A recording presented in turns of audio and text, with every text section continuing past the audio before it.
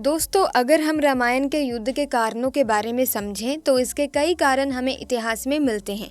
वैसे तो कई कारण हैं, परंतु ये एक प्रमुख कारण है कि रावण ने सीता का हरण कर उसे लंका ले गया था और उसके बाद श्री राम उसे बचाने के लिए गए थे। रावण को काफ़ी समझाने पर वो नहीं समझा और फिर श्री राम को युद्ध का फैसला लेना पड़ा। इसी वजह से हुआ था रावण का युद्ध। रामायण का युद्ध भगवान श्री राम और रावण के बीच लंका में हुआ था, जिसे हम वर्तमान में श्रीलंका के नाम से जानते हैं। सत्य की असत्य पर विजय के उपलक्ष्य में हम रामायण के युद्ध को जानते हैं। इस युद्ध में भगवान श्री राम की विजय हुई थी। पौराणिक ग्रंथों के अनुसार समझा जाए तो कहा जाता है कि रावण को पता था कि वो युद्ध हार जाएगा, क्योंकि युद्ध के दौरान उसे एहसास हो गया था कि श्री राम साधारण मनुष्य नहीं है, बल्कि भगवान विष्णु के ही अवतार हैं। लेकिन अपने अहंकार के चलते उसने युद्ध किया और मारा गया। लेकिन सोचने वाली बात है कि रावण को भगवान राम से युद्ध करने के लिए क्या किसी ने रोका नहीं होगा? तो इसका जवाब ये है कि रावण के परिवार में दो लोग सीता के अपहरण और युद्ध के खिलाफ थे। वो थे भाई विभीषण और पटरानी मंदोदरी। दोनों बिल्कुल युद्ध नहीं चाहते थे और लगातार रावण को सीता को सम्मान पूर्वक राम को लौटा देने के पक्ष में थे। लेकिन ऐसा नहीं हुआ। लड़ाई हुई, उसमें रावण मारा गया। इसके बाद राम ने लंका का राजपाट रावण के छोटे भाई विभीषण को सौंप दिया। लेकिन क्या आपको मालूम है कि रावण की पटरानी मंदोदरी का क्या हुआ?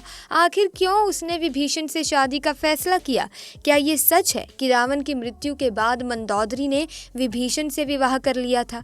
तो आइए जानते हैं इन सभी सवालों के जवाब।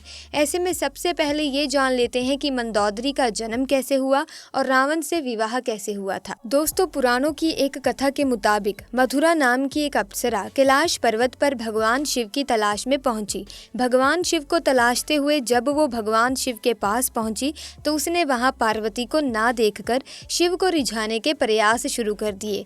जब कुछ समय बाद वहां पार्वती पहुंची तो उन्होंने मथुरा के शरीर पर शिव की भस्म देखी और फिर वो क्रोधित हो गई और क्रोध में आकर उन्होंने मथुरा को श्राप दे दिया कि तुम अगले 12 वर्ष तक मेंढकी के रूप में जीवन व्यतीत करोगी। माता पार्वती का श्राप और क्रोध देखकर मथुरा डर गई और हाथ जोड़कर उनसे माफी मांगने लगी। जिसके बाद माता पार्वती ने उसे कहा कि सही समय आने पर तुम श्राप मुक्त हो जाओगी। और जैसा कि माता पार्वती ने श्राप दिया था, तब अप्सरा मथुरा तुरंत ही मेंढकी बन गई। जिसके बाद वो धरती लोक पर विचरण करने लगी। दोस्तों, मेंढकी रूपी मथुरा पृथ्वी लोक पर किसी तरह अपने दिन गुजार रही थी। लेकिन तभी एक दिन अचानक एक भयंकर सांप मेंढकी को खाने के लिए उसके पीछे पड़ गया। मेंढकी मथुरा अपनी जान बचाने के लिए भागने लगी और भागते भागते वो सप्त ऋषियों के आश्रम में पहुंच गई, जहां उन्होंने खीर बनाने के लिए खीर को बहुत बड़े लकड़ी के चूल्हे पर चढ़ाया हुआ था। जब सांप ने मेंढकी मथुरा को दौड़ाया तब वो उछलकर उसी खीर के बर्तन पर बैठ गई। जब सांप उसके पीछे आया, वो उससे बचने के लिए बर्तन के एक छोर से दूसरे छोर पर उछल गई। सांप भी उसके पीछे दौड़ गया और दूसरे छोर पर जाने की कोशिश करने लगा, लेकिन दुर्भाग्य से वो फिसल कर खीर के बर्तन में गिर गया और खीर गर्म होने के कारण दोस्तों वो सर्प मर गया। किंतु अब मेंढकी बनी मथुरा को ये चिंता सताने लगी कि जब ऋषि गण यहाँ आएंगे और वो ये खीर खाएंगे तो जहरीले सांप की वजह से उनकी तो मृत्यु हो जाएगी। और मथुरा ये हरगिज नहीं चाहती थी कि उसकी वजह से सप्त ऋषियों की जान जाए, इसीलिए वो वहीं बैठकर ऋषियों का इंतजार करने लगी। जैसे ही ऋषि वहां आए तो वो उनके सामने ही तुरंत खीर के बर्तन में कूद गई। ऋषियों ने मेंढकी को बर्तन में कूदते हुए देख लिया, इसीलिए उन्होंने सोचा कि अब तो ये खीर खाने योग्य बिल्कुल नहीं है और उन्होंने खीर को वहीं फैला दिया। खीर फैलाने पर उन्होंने देखा कि इस बर्तन में मेंढकी के अलावा एक सांप भी मरा हुआ है। ये देखकर सभी ऋषि समझ गए कि मेंढकी ने हम सबकी जान बचाने के लिए अपने प्राणों का बलिदान दे दिया। मेंढकी की इस दरिया दिली को देखकर सभी ऋषियों ने अपनी शक्ति से उस मेंढकी को जीवित कर दिया और उसे कन्या का स्वरूप दे दिया, जिससे अब मथुरा मेंढकी से एक सुंदर कन्या बन गई थी। किंतु लोग समाज के डर से ऋषियों ने इस कन्या को अपने साथ नहीं रखा। उन्होंने महर्षि कश्यप के पुत्र मायासुर को बुलाकर उस कन्या को सौंप दिया। मायासुर और उसकी पत्नी हेमा ने उस कन्या को पुत्री के रूप में गोद ले लिया। उन्होंने मथुरा का नाम बदलकर मंदोदरी रख दिया। मायासुर के महल में मंदोदरी को राजकुमारी का जीवन मिला। वो अपनी नई जिंदगी में बेहद खुश थी, लेकिन इसी बीच उसकी जिंदगी जिंदगी में रावण की एंट्री हुई। मंदोदरी के पिता मायासुर से मिलने रावण पहुंचा। वहीं उसने मंदोदरी को देखा और मोहित हो गया। उसने मायासुर से मंदोदरी का हाथ मांगा। मायासुर ने ये प्रस्ताव ठुकरा दिया तो क्रोधित रावण मंदोदरी का अपहरण कर लेता है।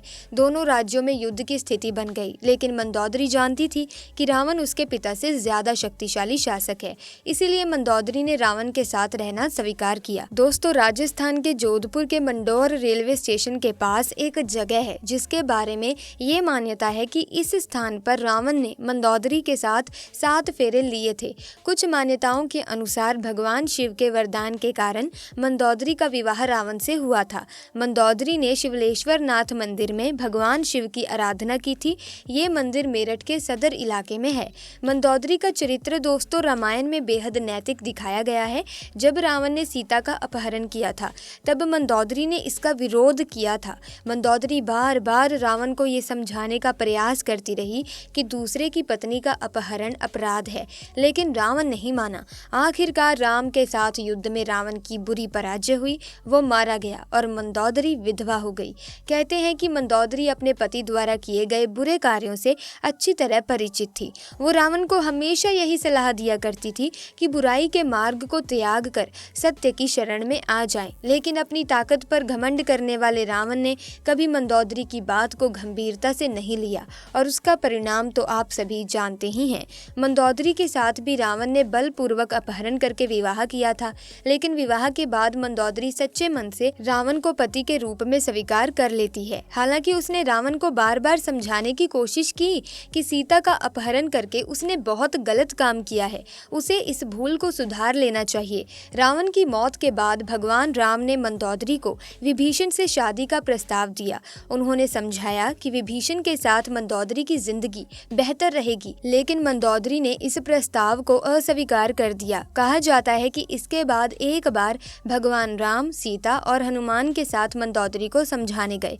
तब ज्योतिष की प्रकांड विद्वान मंदोदरी को महसूस हुआ कि धार्मिक और तार्किक तौर पर, साथ ही नैतिक तौर पर देवर विभीषण से विवाह करना गलत नहीं होगा। ये महसूस होने पर उसने इस प्रस्ताव को स्वीकार किया।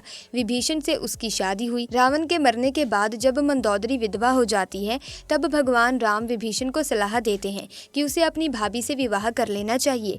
ये परंपरा उन दिनों मान्य थी, लेकिन विभीषण के पहले से कई रानियां थी और वो इसके लिए तैयार नहीं थे। ये भी कहा जाता है कि अगर विभीषण ये शादी कर लेते तो उन्हें भाई की जगह लंका पर शासन का नैतिक अधिकार भी हासिल हो जाता। इसी के साथ मंदोदरी चाहती थी कि उसके पति के निधन के बाद लंका में स्थायित्व और समृद्धि रहे। वो राम से शत्रुता की बजाय मित्रता चाहती थी। रावण की मृत्यु के लिए उसने राम को कभी जिम्मेदार नहीं ठहराया। एक वजह ये भी बताई जाती है कि रावण के निधन के बाद मंदोदरी भी उसकी चिता के साथ सती होने जा रही थी, लेकिन राम ने उसे रोक लिया। इसके बाद मंदोदरी के पास देवर से विवाह करने के अलावा कोई विकल्प नहीं बचा था। लेकिन दोस्तों, ज्योतिषों के अनुसार ये कहा जाता है कि मंदोदरी एक पतिव्रता स्त्री थी और रावण की मृत्यु के बाद उसने विभीषण के साथ विवाह नहीं करवाया था। तो ऐसे में ये कहा जा सकता है कि इस बात का कोई पुख्ता प्रमाण नहीं है कि मंदोदरी ने रावण की मृत्यु के बाद विभीषण से विवाह कर लिया था। तो ऐसे में दोस्तों, आज की वीडियो में बस इतना ही। अगर आपको वीडियो में दी गई जानकारी अच्छी लगी है तो इस वीडियो को लाइक करें, शेयर करें और चैनल को सब्सक्राइब करके बेल आइकन को प्रेस कीजिए ताकि आने वाली नई वीडियोस की अपडेट आपको मिलती रहे। आपका बहुत बहुत धन्यवाद।